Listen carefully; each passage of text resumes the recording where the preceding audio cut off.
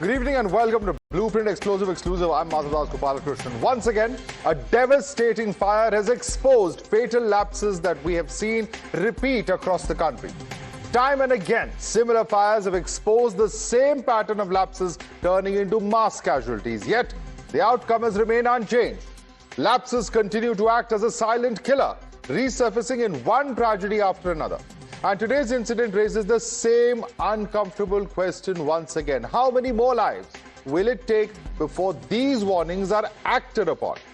At least 15 people have been killed after this massive fire broke out at a coaching center, or rather a gaming center, built in Lucknow's Aliganj area. Several were trapped as the blaze spread rapidly. Look at your screens, viewers.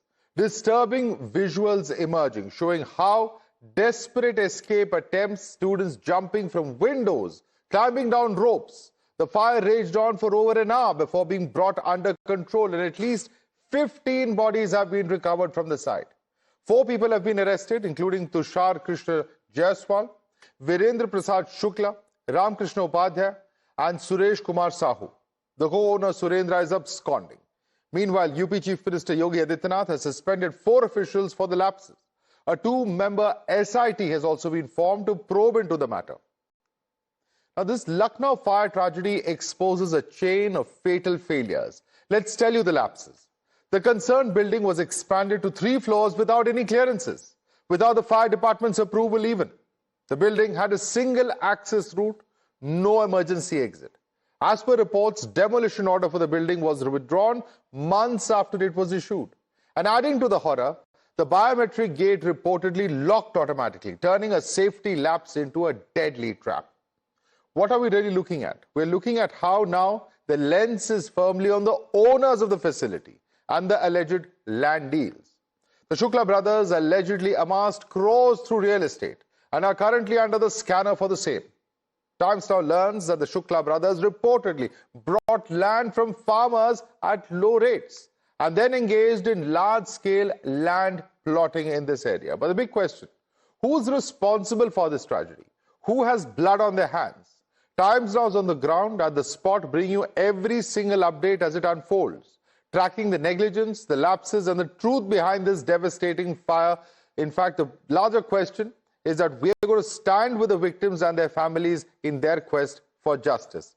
Take a look at this ground report.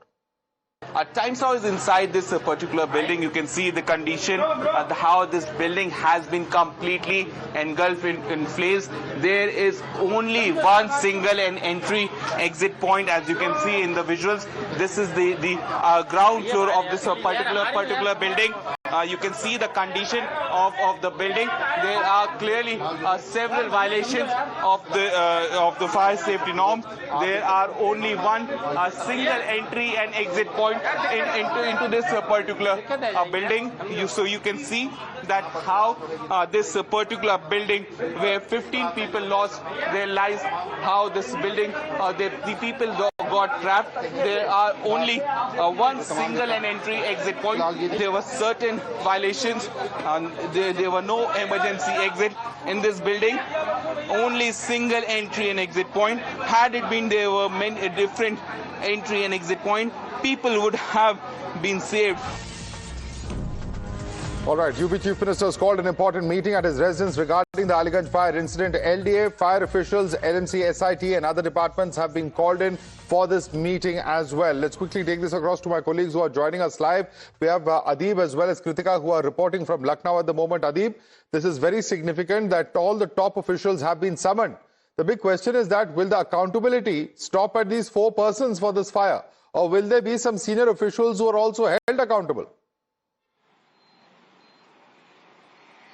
Well, Madhavdas Chief Minister Yogi Adityanath has called another important meeting, and he has assured that strict action will be taken. And in fact, the SIT who is probing this particular matter, they have said that in the next 7 days we are going to investigate, and no authority, whether it be the government official or any private person, if they are found to be guilty, strict action will be taken against them. And in fact, I'm reporting outside from Adib, stay with us. We want to come back to this meeting. In fact, when this meeting concludes, we will certainly take a look look at what is the action, what is the decision that has been taken over there at the Chief Minister's residence. We're going to come back to you in just a moment.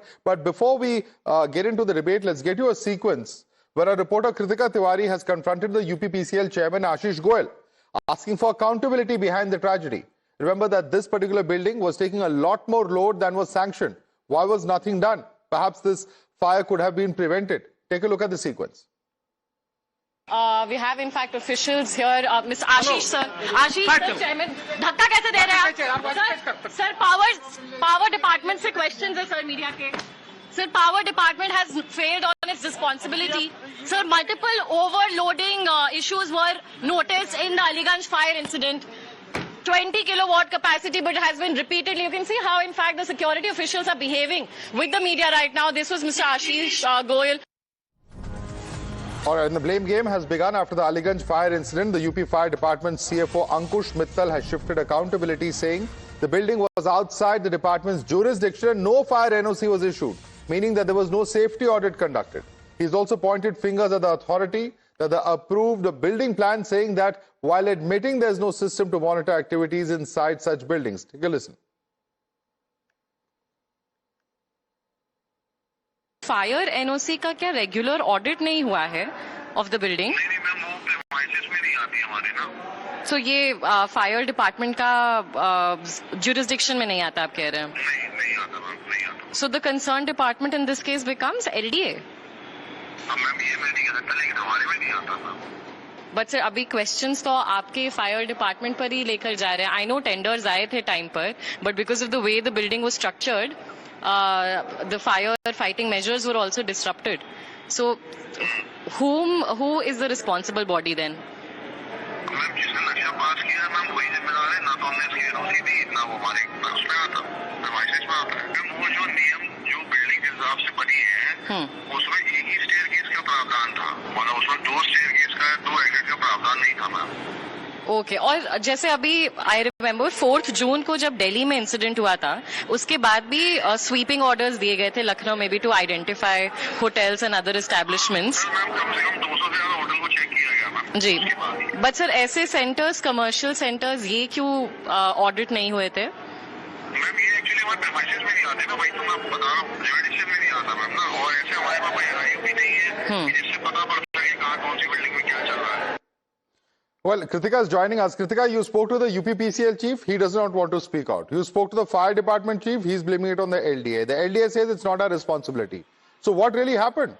Is no one responsible for this fire now? Well, absolutely, Madhav. This is how it is currently playing out. You know, these are the top officials who are responsible for, in fact, giving a clear picture as far as the Aliganj fire incident is concerned. One of the biggest fire-related tragedies that have happened in the capital city of Uttar Pradesh now in the last many years even. We've spoken to the families of the victims as well, one of whom has also, in fact, stated that there was an earlier incident of short circuit as well.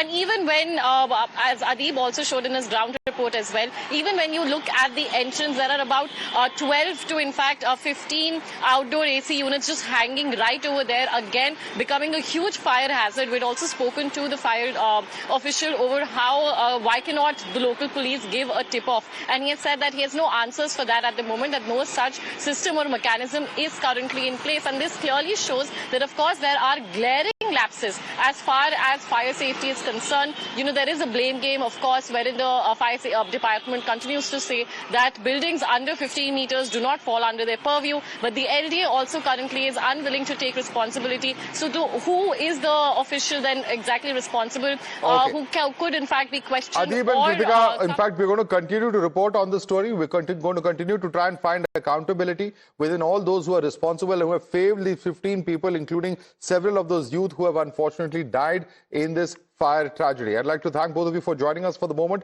Opening this up to our guests now. Prateek Som is a senior lawyer joining us. We have Dr. Deepak Monga, who's a fire safety and evacuation expert. Neelam Krishnamurthy, activist, is with us. We also have Advocate Kapil Madan, political analyst, joining us. Let me start first and foremost with you, Mr. Som.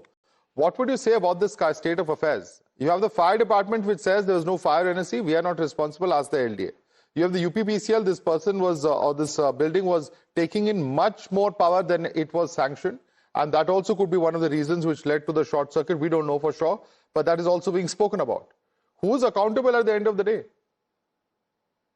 Madhav, before I begin, first and foremost, I think this is a very heartbreaking tragedy. Lives have been lost, families have been devastated, and the focus now must remain on justice for the victims. However, we must remember that in a constitutional democracy governed by the rule of law, the responsibility must be determined on evidence and not on emotion. These days, debates on this particular tragedy has been happening, and I think it is driven by the emotion. If there has been negligence... No, obviously, people are emotional. How many fires do you want to see? Is the Delhi tragedy not bad enough? Fires in Noida, high-rises not bad enough? And is this not a failure of governance? Repeatedly, fire exits are not there. Fire tenders are not able to reach higher floors. What is this if it's not a failure of governance, Mr. Som? Madhav, what more evidence do you need? Let me complete. Every individual responsible, whether a private operator, building owner, fire official, regulatory authority, must face the strictest consequence. But it would be legally incorrect and intellectually dishonest to automatically attribute every local act of negligence to the government as a whole. We have to assess the responsibility. Then there must be the Mr. Som, why do citizens elect a government? We elect a government to govern us. That is why the government as a whole is responsible. Post this incident, and it is not only about UP, wherever it may be, there is something called collective accountability of a cabinet, which is responsible for ensuring governance in a state. Here in Uttar Pradesh and in the national capital, there seems to be a collapse of governance, which is why repeatedly fires are taking place. Madhav, did the state ignore the incidents or did it act? Arrests have been made, officials have been suspended, SIT has been constituted, and now the compensation has also been announced. These are not actions of a government trying to shield the wrongdoing. Okay, this is a government that is sensitive. This is a government that is listening. Kapil Madan, respond to Mr. Som. So let me begin by saying, Madhav, at the end of the day, it is admittedly a governance failure. Let's understand, while the learned panelist here, he is trying to make an argument that you will have to look at the evidence to see who actually was responsible. He is right in a context that you will have to see that who was operating from that building. But at the same time, can the government official take a refuge? Isn't those fire officials who are supposed to conduct an audit, who are supposed to check whether there are fire NOCs, whether it is fire compliant or not? Can they simply take this refuge and shy away from the responsibility? I would just say here, we now have a situation we've seen in Goa. Tragic incident happened. We've seen in Delhi, we've seen in Noida, now we have Lucknow. You will ultimately have to fix the responsibility of the Babu. Mere suspension, which is a civil consequence, is not enough.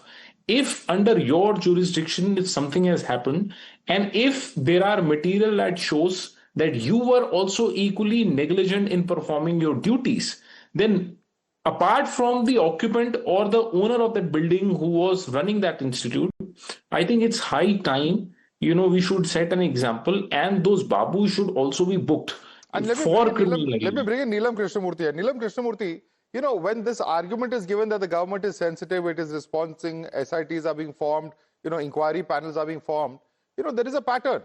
All these actions are taken after a tragedy happens. What is governance? Governance is being able to plan to prevent such a tragedy from taking place in the first place. Absolutely. I think what Mr. Som is talking about, it is not being, the government's not doing its job. It's just a standing operating procedure, which all the governments have.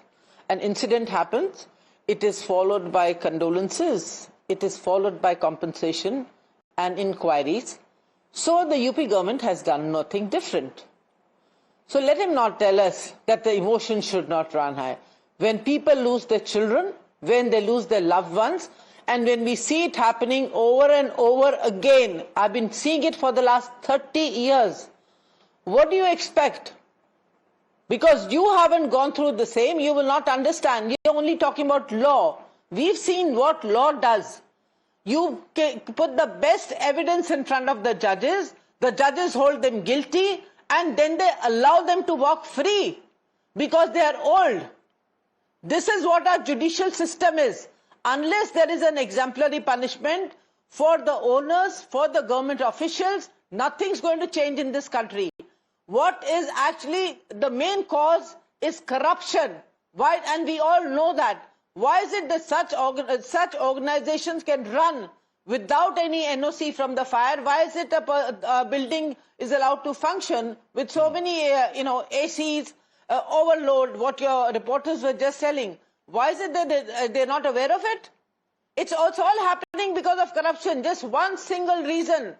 And we all have to accept that. Corruption, you want us to prove that corruption?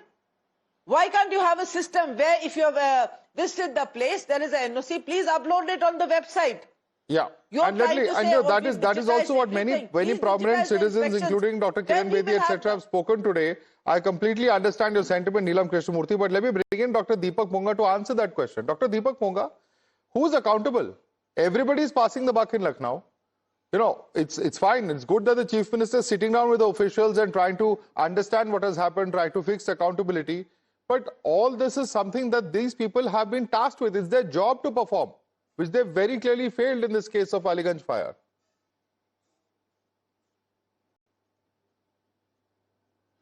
It is quite unfortunate, and it is very saddening that we lost so many children in a fire, and the complete blame, or we would say the person responsible, is the fire department in this thing, because we have to give they are supposed to do the fire audits of the buildings. Point one. Point to the Municipal Corporation of UP, where they are supposed to go and ensure that if the building is standing, their audit is very important. And saying so that we have seen the same thing in Noida, Delhi, we have seen in Lucknow now. It is crazy the way we are handling in Goa also. But for the first time, I want to take this opportunity, because the government does nothing for so many years. I am serving in this system for almost more than 10 years. And this time I want to make an exception by requesting the parents not to send children to the places where they don't have fire NOC. We as residents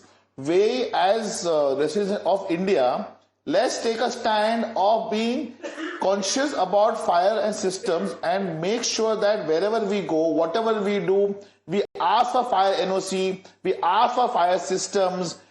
Along with everything else, let's be responsible for each other also now on. Automatically the corruption will die. This is Dr. Deepak Monga, your criticism would be very valid. But here you have a situation where high-rise buildings are allowed and the fire department does not have tenders which can cross to 5 or 6 stories. What about those situations? Who's accountable for that then? Where is the governance failing when permissions are being given for 20, 30 story tall buildings, but fire tenders don't have the capacity to go beyond 5 or 6 stories? I am totally with you. Yes, so today if I will take, I am an expert for a high-rise evacuation, and for which we have made fire evacuation lift, which is only compulsory in Maharashtra. And in Maharashtra also only Mumbai is taking it. Why Delhi, why North side are not accepting the same thing? Do you understand the requirement? We all understood that part के ऊपर नहीं जाएगा, तो in Mumbai में तो है fire evacuation lift, which is made by companies like Avenia Tech. We also have to understand the fire which happened on the laps of the glasses where the people had to jump. We lost kids. There is a system so we want to respond on this. There is a micro lab test company. From Ms. Neelam Krishnamurthy to what is being stated by here, Mr. Monga, all have very, very serious points of concern. Please unmute yourself and speak, Pratik. Madhav, I completely respect the emotions, and even as a parent, I feel that it's the biggest loss of losing, one's kids. But, the only point which I'm trying to make is that there is a difference between a governance failure from individual negligence. Government frame laws, there are regulations and enforcement mechanisms. If the official is getting involved in corruption activities, allowing, such activities which result in such failures, in such tragedies. But we have to see that government cannot physically inspect every building. Government, in the sense I'm talking about, if you're talking about the governance failure at a this is state not an level. acceptable argument, sir. There are municipal authorities, there are local development authorities, there are state governments, there's fire department, there is electricity department, there's a number of departments who are meant to do just this. If it is not their job, whose job is it? And they have to be held accountable. I'm very sorry, but your arguments are coming across as very, very insensitive at a time when 15 youth have lost their lives. This is 15 youth too many. We cannot allow these tragedies to keep on taking place across our country and sit with crossed hands saying that let the government do their job. No. There has to be accountability. Heads have to roll. And there has to be an exemplary punishment. Systems have to be put in place to ensure this does not happen again. Prateek Som, Dr. Deepak Monga, Kapil Madan, as well as Neelam Krishnamurthy, thanks so much for joining us this evening.